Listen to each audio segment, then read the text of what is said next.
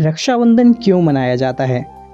रक्षाबंधन आज है, ये सुनकर ही बहुत सी बहनों के चेहरे में खुशी झलक आती है। और हो भी क्यों ना, ये भाई बहन का रिश्ता ही कुछ ऐसा होता है जिसे कि शब्दों में बयान करना मुश्किल है। ये रिश्ता इतना ज़्यादा पवित्र होता है कि इसका सम्मान पूरी दुनिया में किया जाता है। ऐसे में शायद ही कोई होगा जिसको ये ना पता हो कि रक्षाबंधन का अर्थ क्या है और इसे क्यों मनाया जाता है। भाई और बहन की बॉन्डिंग पूरी तरह से यूनिक होती है। जहाँ पूरी दुनिया में भाई बहन के रिश्ते को इतना सम्मान दिया जाता है, तो वहाँ भारत कैसे पीछे रह सकता है। भारत जिसे कि संस्कृतियों की भूमि भी माना जाता है, वहीं तो इस रिश्ते को एक अलग ही पहचान देती है। इस दिन का इतना ज़्यादा महत्व है कि इसे एक त्योहार के रूप में मनाया जाता है। जी हाँ दोस्तों, आज हम बात कर रहे हैं रक्षाबंधन की। इस त्योहार में भाई बहन के प्यार को एक परंपरा की तरह मनाया जाता है। रक्षाबंधन एक अनोखा हिंदू त्योहार है जिसे केवल भारत में ही नहीं बल्कि दूसरे देश जैसे कि नेपाल में भी भाई बहन के प्यार के प्रतीक के रूप में हर्षोल्लास से मनाया जाता है। इस त्योहार को श्रावण मास के पूर्णिमा के दिन मनाया जाता है, जो कि अक्सर अगस्त के महीने में आता है। क्योंकि इस त्यौहार के विषय में हम सभी को ज़रूर जानना चाहिए, इसलिए आज हमने सोचा क्यों ना आप लोगों को रक्षाबंधन के बारे में पूरी जानकारी प्रदान की जाए, जिससे कि आप लोगों को भी भारत के इस महान पर्व के विषय में पता चले, साथ में रक्षाबंधन कैसे मनाया जाता है इसकी भी जानकारी मिल सके। तो बिना देरी करते हुए आइए शुरू करते हैं हमारे आज के इस वीडियो को। दोस्तों, रक्षाबंधन का पर्व दो शब्दों से मिलकर बना हुआ है, रक्षा और बंधन। संस्कृत भाषा के अनुसार इस पर्व का मतलब होता है कि एक ऐसा बंधन जो कि रक्षा प्रदान करता हो। यहाँ पर रक्षा का मतलब है रक्षा प्रदान करना, वहीं बंधन का मतलब होता है एक गांठ, एक डोर जो कि रक्षा प्रदान करती हो। ये दोनों ही शब्द मिलकर एक भाई बहन का प्रतीक होते हैं। यहाँ ये प्रतीक केवल खून के रिश्ते को ही नहीं समझाता, बल्कि ये एक पवित्र रिश्ते को जताता है। ये त्यौहार खुशी प्रदान करने वाला होता है, वहीं ये भाइयों को ये याद दिलाता है कि उन्हें अपने बहनों की हमेशा रक्षा करनी है। अब दोस्तों, ये सवाल कि रक्षाबंधन हम क्यों मनाते हैं, आप में से बहुतों के मन में ज़रूर आता होगा। तो इसका जवाब है कि ये त्यौहार असल में इसलिए मनाया जाता है क्योंकि ये एक भाई का अपने बहन के प्रति कर्तव्य को जाहिर करता है। वहीं इसे केवल सगे भाई बहन ही नहीं बल्कि कोई भी स्त्री और पुरुष जो कि इस पर्व की मर्यादा को समझते हैं, वो इसका पालन कर सकते हैं। इस मौके पर एक बहन अपने भाई की कलाई में राखी बांधती है। वहीं वो भगवान से ये मांगती है कि उसका भाई हमेशा खुश और स्वस्थ रहे। वहीं भाई भी अपनी बहन को बदले में कोई तोहफा ज़रूर प्रदान करते हैं और ये प्रतिज्ञा करते हैं कि कोई भी विपत्ति आ जाए वो अपने बहन की रक्षा हमेशा करेंगे। साथ में वो भी भगवान से अपने बहन की लंबी उम्र और अच्छे स्वास्थ्य की मनोकामना करते हैं।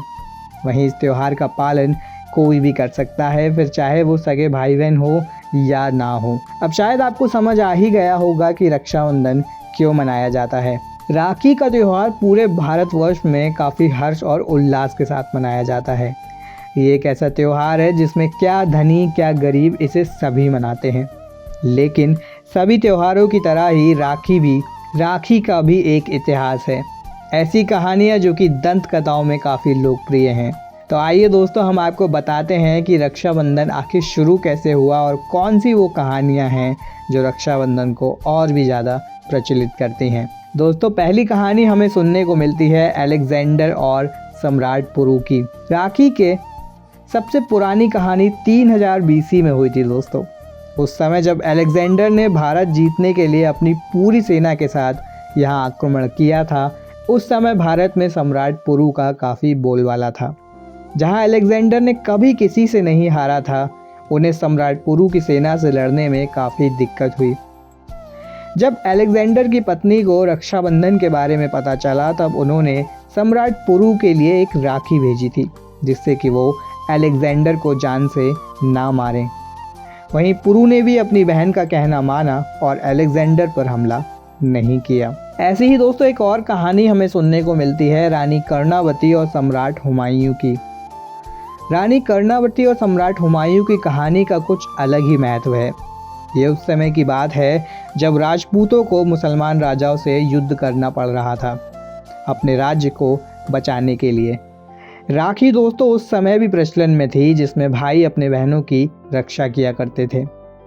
उस समय चित्तौड़ की रानी कर्णावती हुआ करती थीं, जो कि एक विधवा रानी थीं, और ऐसे में गुजरात के सुल्तान बहादुर शाह ने उन पर हमला कर दिया था। ऐसे में रानी अपने राज्य को बचा सकने में असमर्थ होने लगी। इस पर उन्होंने एक राखी सम्राट हुमायूं को भेजी उनकी रक्षा करने के लिए, और हुमायूं ने भी अपनी बहन की रक्षा के लिए अपनी एक सेना की टुकड़ी चित्तौड़ भेज दी, जिसके बाद बहादुर शाह की सेना को पीछे हटना पड़ा था। दोस्तों इंद्रदेव का भी हमें एक किस्सा मिलता है, जिसमें जो हमें मिलता है भविष्य पुराण में। जब असुरों के राजा बलि ने देवताओं के ऊपर आक्रमण किया था, तब देवताओं के राजा इंद्र को काफ़ी क्षति पहुंची थी। इस अवस्था को देखकर इंद्र की पत्नी सची से रहा नहीं गया और वो भगवान विष्णु के पास गईं इसका समाधान ढूंढने के लिए। तब भगवान विष्णु ने एक धागा सची को प्रदान किया और कहा कि वो इस धागे को जाकर अपने पति की कलाई पर बांध दें। और जब उन्होंने ऐसा किया तब इंद्र के हाथों राजा बलि की पराजय हुई।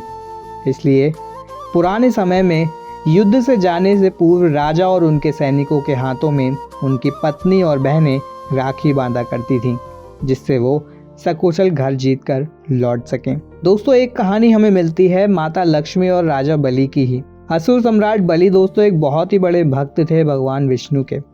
बलि की इतनी ज़्यादा भक्ति थी कि भगवान विष्णु उनसे प्रसन्न होकर उनकी राज्य की रक्षा स्वयं करने लगे। ऐसे में माता लक्ष्मी इस चीज़ से परेशान होने लगी, क्योंकि विष्णु जी अब और बैकुंठ में नहीं रहते थे, जो कि उनका धाम है। अब लक्ष्मी जी ने एक ब्राह्मण औरत का रूप लेकर बलि के महल में रहने लगी। वहीं बाद में उन्होंने बलि के हाथों में राखी भी बांध दी और बदले में उनसे कुछ देने को कहा। तब बलि को ये नहीं पता था कि वो औरत कोई और नहीं बल्कि माता लक्ष्मी है, इसलिए उन्होंने उसे कुछ भी मांगने का अवसर दे दिया। इसलिए माता ने बलि से विष्णु जी को अपने साथ वापस बैकुंठ धाम ले जाने का आग्रह किया। इस पर क्योंकि बलि ने पहले ही वादा कर दिया था कि माता जो भी उनसे मांगेंगी वो उन्हें देगा, इसलिए उसे भगवान विष्णु को बैकुंठ जाने के लिए आज़ाद करना पड़ा। रक्षाबंधन की जो सबसे प्रचलित हमें कहानी सुनने को मिलती है वो है भगवान श्री कृष्ण और द्रौपदी की। महाभारत दोस्तों आप सभी ने देखी होगी, जिसमें हमें ये जिक्र मिलता है कि कैसे भगवान श्री कृष्ण द्रौपदी की लाज बचाते हैं। लेकिन उसके पीछे का हिस्सा क्या है दोस्तों, वो भी जानना ज़रूरी है। लोगों की रक्षा करने के लिए भगवान कृष्ण को दुष्ट राजा शिशुपाल को मारना पड़ा था। इस युद्ध के दौरान उनकी उंगली में गहरी चोट आई थी, जिसे देखकर द्रौपदी ने अपने वस्त्र का उपयोग कर उनके खून को बहने से रोक दिया था।